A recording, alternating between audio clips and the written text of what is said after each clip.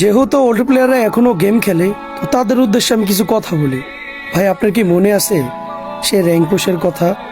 আপনার কি মনে আছে প্রাইভেট ছুটি হওয়ার পর সবাই একসাথে মিলে কাস্টম খেলা, ডায়মন্ড টপ আপ করে ডিজে আলোক নেওয়ার ফিলিংটা, বন্ধু বান্ধবকে বারবার দেখানো, মামা আমার অ্যাকাউন্টে তো ডিজে আলোক আছে, তোর কাছে কি আছে? আরে বন্ধু, আজকে আমি একলা বিয়ার র্যাঙ্ক খেলছি, 6 কিল করছি, তুই কই আছিলি?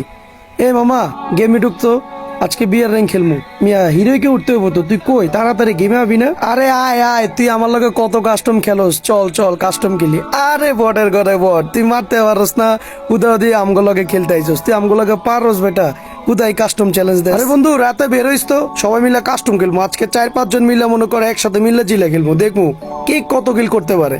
দেখ তো মামা, কি বিরক্ত লাগে, এই 10টার দিকে আপডেট দিছে, বিকাল 5টা পর্যন্ত আমরা কোনো গেমে ঢুকতে পারবো না। এত বড় আপডেট দিলে হয়?